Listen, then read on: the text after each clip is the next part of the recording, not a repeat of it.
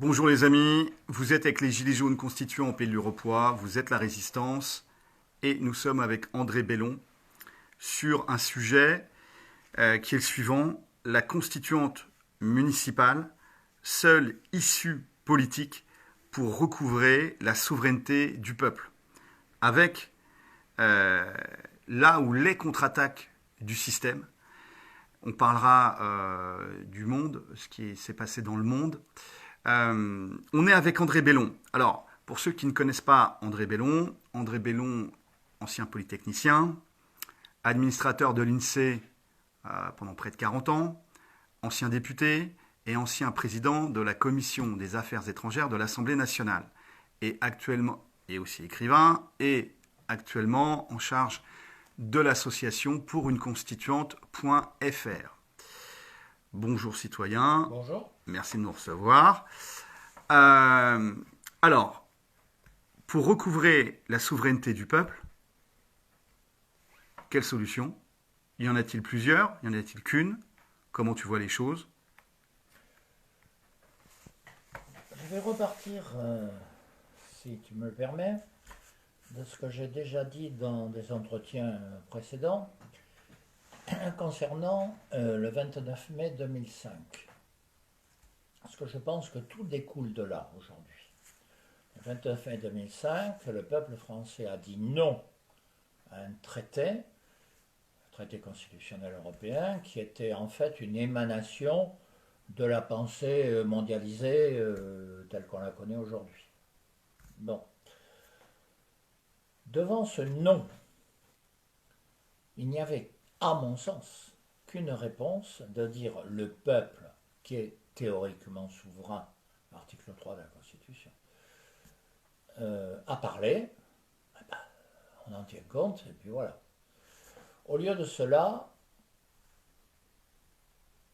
il y a eu, bien sûr, le nouveau président, Nicolas Sarkozy, qui a bafoué le vote en faisant passer un traité à ses proches. Mais il y a eu, ce qu'on dit moins, toutes les tentatives de récupération de cet événement. Par exemple, pour dire il nous faut un candidat du nom de gauche, du nom de droite, ou je ne sais trop quoi. Qu'il y ait des débats sur ce que doit être une vie politique, bien entendu, dans lequel il y aura des oppositions, ça va de soi. Mais à partir du moment où on essayait de partager ce vote, avec des étiquettes différentes et des récupérations, bien entendu, ben on ouvrait la voie à la remise en cause du vote. C'est d'ailleurs ce qu'a fait Sarkozy. Quelque part, il a été aidé par les gens qui voulaient récupérer ce vote. Et c'est à ce moment-là que nous, enfin quelques-uns, nous nous sommes dit il faut retrouver un mot d'ordre qui soit un mot d'ordre rassembleur de l'ensemble du peuple pour recherchant sa souveraineté. On a dit il n'y en a qu'une qui historiquement a un sens, parce que dans l'histoire de France il y a eu 6 constituantes, c'est le mot constituante.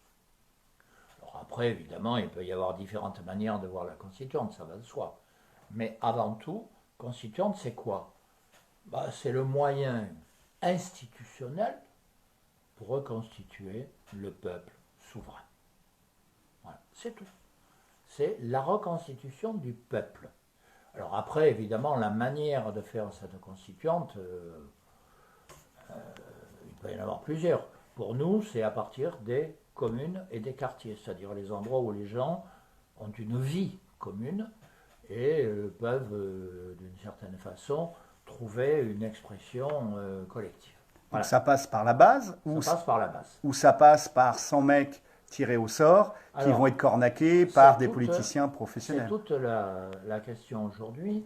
Je crois que, alors que pendant des années, un certain nombre de gens, dont nous, je ne veux pas dire qu'on est les seuls à avoir ce genre de pensée, mais pendant des années, on a nié le fait qu'il y avait une crise de régime, qu'il y avait une crise politique profonde. Systémique? Le système n'arrive plus à se régénérer? N'arrive plus à se régénérer. Pourquoi? Toi, tu étais dans le système, tu étais dans le système, avec tes études, avec l'INSEE, avec... Alors, deux hypothèses. La première, j'ai évolué, ce qui est vrai en partie d'ailleurs. La deuxième, c'est vrai que je me sentais mal à l'aise et que finalement, moi j'ai rompu en me présentant tout seul en 93 contre le PS, hein. Donc, d'une certaine façon, c'est une évolution personnelle qui a été plutôt de rupture, hein. Alors on peut dire plus tardive que d'autres, mais bon, c'est comme ça. C'est la vie. Mais pourquoi le système n'arrive pas à se régénérer? Je crois que ça, c'est. Alors, je ne suis pas historien, même si j'aurais souhaité l'être, hein. Mais je crois que il y a un moment où, curieusement, des systèmes s'enferment sur eux-mêmes, deviennent un peu, suivant un mot un peu galvaudé, consanguins, c'est-à-dire c'est les mêmes qui régénèrent les mêmes, qui régénèrent les mêmes, et du coup, il n'y a plus de possibilité de remise en cause. Bon, voilà, on en est là. C'est la pensée unique, c'est Ségolène Royal avec Hollande à l'ENA, c'est... Oui, ça, c'est des exemples, mais c'est le fait que, quelque part, il n'y a plus la capacité de remise en cause. Voilà. Et que, historiquement, ben, ça passe toujours par, oui, un retour à la case peuple. Alors, il faut arrêter de fantasmer sur le peuple, c'est évident, c'est pas beau, parce qu'il y a toute une idéologie qui essaie de nous faire passer ce message. Non, le peuple, ben, c'est l'ensemble des citoyens, et ils sont souverains quand on est en démocratie. Voilà, c'est tout simple. Alors, je crois que le système, enfin, les dirigeants ont fini par admettre qu'il y avait cette crise.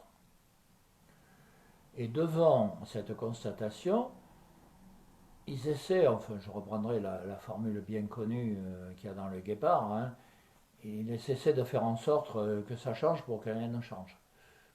Bon, voilà, c'est bien connu, elle est assez jolie d'ailleurs cette formule, hein. Et donc il est probable que, une fois les législatives passées, nous allons avoir droit à des commissions sur les institutions, qui seront cornaqués par des experts en titre. Il y a déjà un certain nombre de constitutionnalistes qui se sont portés candidats. Il y a eu pas mal d'articles dans Le Monde où on les fait écrire pour montrer que ça pourrait être eux, hein. Il faut bien légitimer ceux qui vont nous diriger. Et pour faire croire que c'est démocratique, on leur adjoindra un certain nombre de citoyens tirés au sort qui seront cornaqués par cela. Voilà. Donc il y a cette tentative, on sait qu'elle va exister. À notre sens, ça ne fait qu'accroître la difficulté. Ça ne résout pas le problème. Oui, il va y avoir des changements, certains mineurs, certains peut-être un peu plus importants, mais ça ne remet pas en cause le fondement même du système, c'est-à-dire la question fondamentale, comment retrouver la souveraineté du peuple. Et pour retrouver la souveraineté du peuple, encore faut-il qu'il y ait un peuple. Et donc on reconstitue le peuple en tant que corps politique souverain. Avec ton travail au niveau de pouruneconstituante.fr. C'est tout à fait ce que nous faisons depuis le traité de Lisbonne en fait, hein. C'est-à-dire il y a eu bafouement de la volonté populaire, je ne suis pas sûr que bafouement existe, mais enfin bon, peu importe. Et donc... depuis, la question est posée. Je crois que maintenant, elle se pose avec évidence. Et pour le reconstituer, il faut le prendre là où il existe, c'est-à-dire au plus près de ses lieux de vie, de travail et de relations sociales. Les communes, ça fait partie de toute la tradition historique française, hein, le rôle des communes. Donc il faut le retrouver. Et lorsque la commune est trop grande, le quartier, bien entendu. Donc évidemment, on ne va pas comparer, je ne sais pas, Marseille et Barbizon. Allez, prenons au hasard. Mais il n'empêche que à ce moment-là, il faut prendre des lieux un peu plus petits. Voilà. Mais ça me paraît indispensable. Et il va y avoir des tentatives pour faire croire qu'on fait ça, et sans le faire, ça ne peut mener qu'à des contradictions de plus en plus graves. Ils sont déjà identifiés, les agents du système de l'État profond, là, qui... Écoutez, moi j'ai vu passer plusieurs... comme je l'ai déjà cité, je peux le citer à nouveau, hein, Dominique Rousseau, qui est un constitutionnaliste assez connu, qui a fait des interventions dans le monde, je crois, il n'y a pas très longtemps, il y a un mois et demi, 2 mois, bon, où il expliquait, ça manquait pas d'humour, qu'il fallait une assemblée qui s'occupe des questions institutionnelles, dans laquelle il y aurait moitié d'experts, moitié de citoyens tirés au sort. Alors en rigolant, je disais, c'est le pâté d'alouette de mon grand-père. On savait un cheval, une alouette, un cheval, une alouette. La dernière fois qu'ils ont essayé de tirer au sort, il y avait Cohn-Bendit qui a été tiré au Il sort. paraît, oui. Donc déjà la transparence, Oui. et puis les experts McKinsey, quelle légitimité ils ont, puisqu'ils bossent pour l'oligarchie. Par définition, un citoyen tiré au sort, allez, je vais aller au bout de ma logique, c'est pas un citoyen, c'est un individu. Un citoyen, c'est quelqu'un qui est dans le cadre d'une action de citoyen, donc en relation avec tous les citoyens pour le bien public. Quelqu'un tiré au sort, c'est une personne.